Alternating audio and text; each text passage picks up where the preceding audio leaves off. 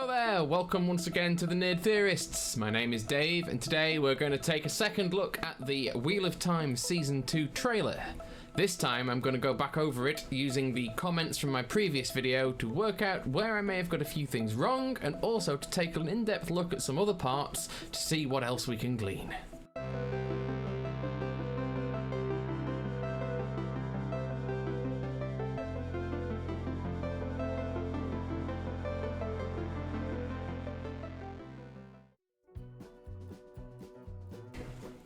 Okay then, right, so the first one that got the most attention was the moment the Dark One, or let's be honest at this point, Ishmael, as we all know and love, the moment he vanished and just into a million pieces and was gone. A lot of people placed comments about that. There's lots of talk. Is that true power traveling? Is that a dream sequence? Who knows? But I've slowed it right down so we can do it frame by frame, and we can see that it doesn't give much away. It doesn't look like it turns into anything other than fragments, and then it just folds and it's gone. So if I had to guess, I'd say it was a dream sequence, and that he was just boosh out of there, gone, leaving a memory and pieces. I couldn't say for sure, but I feel if it was true power traveling that we would see something, and maybe we will. I don't know actually. There's a very, very small amount of video, so we really have to take a closer look at that when we've got the full scene in the show and see what goes on. If there's a fragment of a weave or a thread, if it's channeling the true power, then perhaps we will see something. But if not, I'm going to stick to my guns and say that that is a dream. But then following up from that, there's something from season 1 that I hadn't noticed from the final episode. House Manson on YouTube has put a comment up saying, if you watch the scene from the very last episode of series 1 again, you might notice there are black strands going between Ishi and the floor seal. And I've been back and taken a screen grab, as you can see here, and it's true. Where he's standing, it's like he's tethered to the ground by black strands. So either that's him, perhaps this is part of his imprisonment, and those threads going into the ceiling, the floor, limit exactly how far he can go. Either way, I'm not sure, but I'd be really interested to hear what you all think. If you want to leave some comments down below, then yeah, I'll read them all, and we'll come to some sort of decision between us, eh?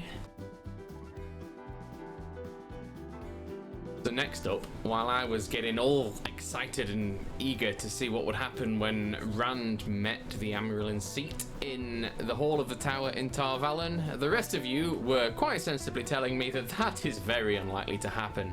Instead, what is far more likely, as the trailer shows, is that Suan goes with Logain to Cairhien. There, she has the conversation in a room where she has clearly taken her own portable throne, because why would you not? You're the most powerful person in the world. There she has the conversation with both moirane and later with Rand himself, and so thank you to everyone for pointing that out. I just missed that one completely. But yeah, you take all the parts from the trailer and put them together, and it becomes quite obvious that that's not Tar Valon at all. That's definitely Cairhien. So yeah, whoops, never mind. You live and learn, don't you? I'm quite excited to see Cairhien though. I think an awful lot happens there in this part of the storyline, and it's good to get a good look at it, and for them not to just focus it all on one of the sets they've already built. So I'm looking forward to see what they do with that one. So, just a quick one then this time. The scene where moirane and Suan show a bit of affection and share a kiss is now most likely to be in the past. Couple of comments about that one, and again, they're right. They both look like fresh-faced Aes Sedai to me, and someone noted that Suan's not got as many tattoos, which, I mean, they are something you collect over the course of your life, so that makes perfect sense. I wonder then if we're going to see a little flashback there to the very early stages of moirane and Suan looking to find the dragon. Neither of them look more than ordinary Aes Sedai. Not that there are ordinary Aes Sedai, I suppose, but they do look relatively fresh-faced, and as such, probably don't hold much rank within the tower beyond wearing the ring. So perhaps this is part of them dealing with their relationship and addressing the fact that somehow they need to find this prophesized hero who will destroy and heal the world. This one just made me chuckle, really. When I asked what's he doing tied to that wheel, somebody popped up in the comments with the very sensible opinion that he's the dragon reborn. Of course he should be bound to the wheel. Now, I'm probably in agreement this is likely to be a blunt instrument of a dream sequence, but you do never know. This may be something that happens. But yeah, of course the dragon reborn is bound to the wheel. He's the dragon reborn. Right then, on to a couple of things I have noticed in the meantime. So, looking at the footage of Rand in what I initially thought to be the Aiel Waste, and the footage of Rand and Celine, which, by the way, we'll get to. Is it hair? Is it a hood? I have no idea. It's as bad as that dress from a few years ago. If I had to say, probably say it's very poorly lit hair. I won't say poorly done because I've not seen it yet, but it doesn't look great. But I think that's an attempt at fine dark hair, and we'll see with a few more clips hopefully, and if not in the episode itself, how it actually looks. But moving on to that, their footage together and Rand's footage in this wasteland, is it the Aiel Waste, or is that a different world visited by the portal stones? It could be.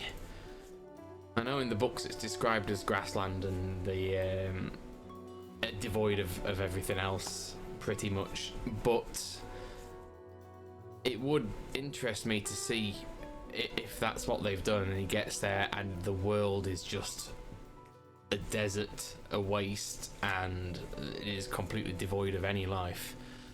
I think that would fit quite well.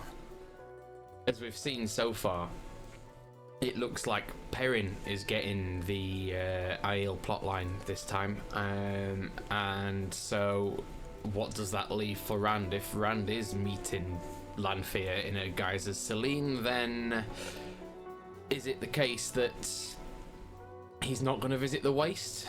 Maybe that comes later, who knows? If he's travelling with her and he's got to get to Cairhien in good time, then it does seem a little bit out of the way, and perhaps the flicker scene of the story of the portal stones is going to take him to this alternate world where everything is so desolate. I don't know. Tell me what you think. I think that's a real possibility, but until we see the show, we can't really know much more. So there we have it. That's just a few things more for now. A few corrections, which obviously I'll do my best to get right in the future. So for the next video, I'm probably going to take a look at the Nerdist article that was released last night that looks at the costumes, because I'm thinking that a bit of a dive into the Sean-chan might be interesting before the series starts. They've got their own unique style, their own unique soldiers. They've got Damane, which are definitely worth looking at, and the style of those seems to contrast really well with the Aes Sedai novices. So yes, do subscribe, do hit the notification button, and please leave a like. It helps other people see this, and it helps me find time to make more of these videos. Until next time, take care.